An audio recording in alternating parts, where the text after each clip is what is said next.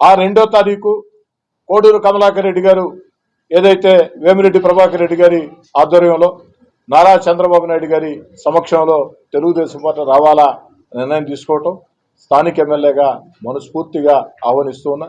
కమలాకర్ రెడ్డి గారి గురించి,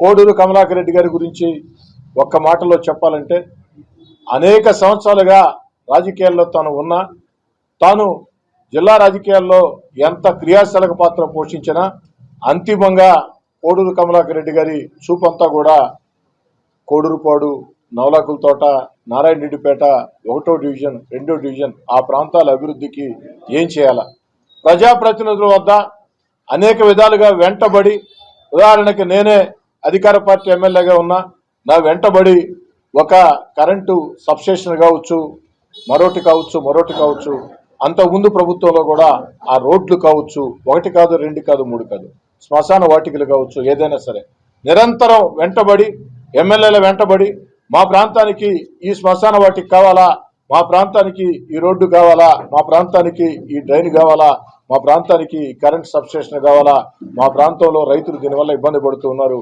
అంతేకాకుండా ఆయా ప్రాంతాల్లో మొత్తం కూడా సన్న చిన్నకారు ప్రజలందరూ కూడా ఏదైతే ఆ యొక్క ట్రాక్టర్లలో, ఆ యొక్క టైర్ బండ్లలో ఇసుక తరలించుకునే దానికి, ఆ యొక్క జీవనోపాధి కోసం ఎన్ని రకాల ప్రయత్నాలు ఉన్నాయో అన్ని రకాల ప్రయత్నం చేసి ఆ ప్రాంత అభివృద్ధి కోసం పాటుపడిన వ్యక్తి. ఇలాంటి వ్యక్తులు పార్టీలోకి రావటం అనేది తెలుగుదేశం పార్టీకి కూడా గౌరవం. కాబట్టి నేనే స్వయంగా ఆహ్వానిద్దామని చెప్పని మీకు తెలుసు. గత నెల రోజులుగా నెల్లూరు రూరల్ నియోజకవర్గంలో పెద్ద ఎత్తున తెలుగుదేశం పార్టీలో చేరికలు సాగుతున్నాయి.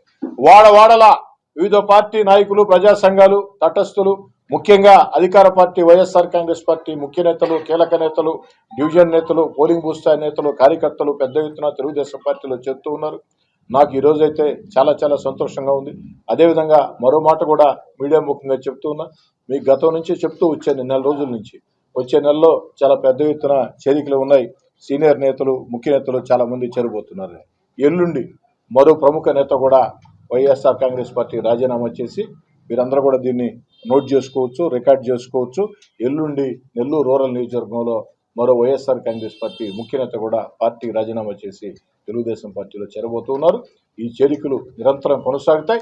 ఇవన్నీ చేరికలు చూసిన తర్వాత అటు వేమిరెడ్డి ప్రభాకర్ రెడ్డి గారు తెలుగుదేశం పార్టీలో రావడం, అదేవిధంగా రాష్ట్రంలో ప్రజలందరూ కూడా వైఎస్ఆర్ కాంగ్రెస్ పార్టీ ప్రభుత్వాన్ని ఇంటికి పంపించాలా, ఏదైతే తెలుగుదేశం పార్టీ జనసేన గెలిపించాలా, చంద్రబాబు నాయుడు గారిని ముఖ్యమంత్రి చేయాలా అన్న ఆకాంక్ష, ఈ ఆకాంక్షలు ప్రజల్లో బలంగా ఉన్నాయి.